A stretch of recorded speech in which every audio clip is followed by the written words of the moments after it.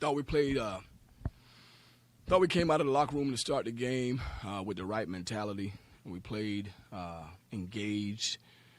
We executed well. We defended at a high level, and I thought that there was a patch towards the end of the half where we didn't continue to maintain that level of execution. Took some shots that that ended up hurting us and got the crowd into the game, got Louisville some runouts, and they were able to finish the half a little bit better than us. So I thought that was a big part of the game. Second half, what was it that they were doing defensively that kind of slowed you guys down in the second half? I mean, it was a combination of things. I think it was their size. I think we allowed the crowd to get into it. Which was different from the first half. And then some of it was, a few of the shots where we didn't execute at the level we needed to execute. So it was a combination of things, but certainly it was some of it was their size. Size at the rim, we fouled them, and we wasn't getting calls at the rim. So if you're at the rim and you're missing a lot of shots with contact and length, you're probably going to shoot a low percentage. Earl, in what ways did you feel like Louisville played any different without having Conwell and Brown in the lineup? I mean, I thought they played the same way. Thought they played the same way. They didn't play as much five out with I thought he was like a point guard for them, the big kid, Khalifa. So he's actually been the point guard, I think, in the last few games. But so they wasn't able to hurt us in the five out. I thought we were prepared for that, so I didn't even see that part of the game develop.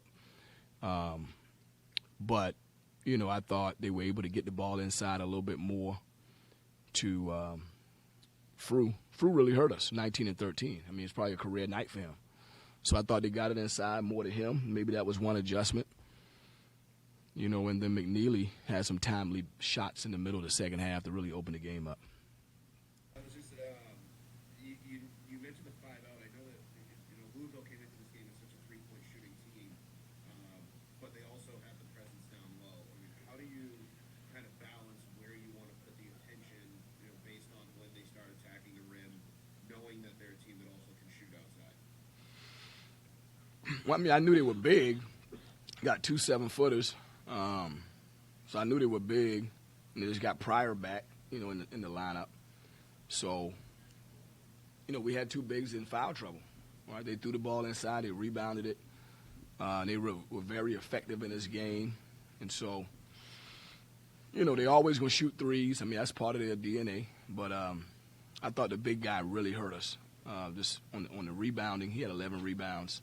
2 offensive, but I thought he really hurt us on the rebounding and the finishing around the basket. And then, as a follow-up to that, are there things that they can do using 7-footers that then open up that outside shot? I noticed that the three-pointer was a little bit better in the second half than the first half. Yeah, we came into the game really wanted to guard the three, and we did. We did a lot of things good. There was a couple patches in the game. The game got away from us, but I think the only thing they did different, they used their shooters as back screeners. And they back screen the bigs to the rim, and I think that's how McNeely got loose a couple times. But other than that, they played the same game that they've been playing that we watched on video.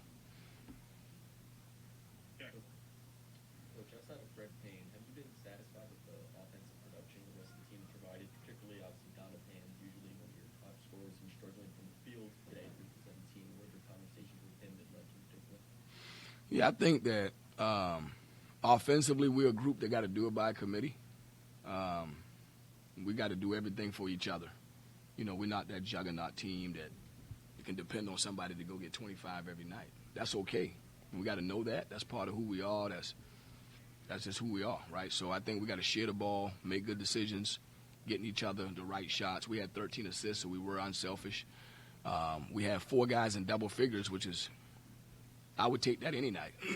But maybe a few shots that we took throughout the game I wish I could take back. I thought it really we did it early in the possession, and it allowed them to get some transition game, and then their crowd woke up.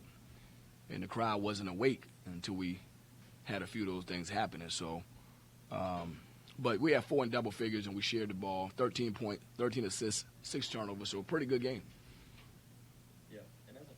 obviously, first 3 ECC games. First one, you guys kind of struggled on 3-pointers. Second game, turnovers today. You say slow second half or free throws. What's the message to the team now to be more consistent? And what are you going to do to help change that? Yeah, I mean, that's what we're fighting for. We're fighting for consistency. Really good teams, they're consistent. You kind of know what they expect.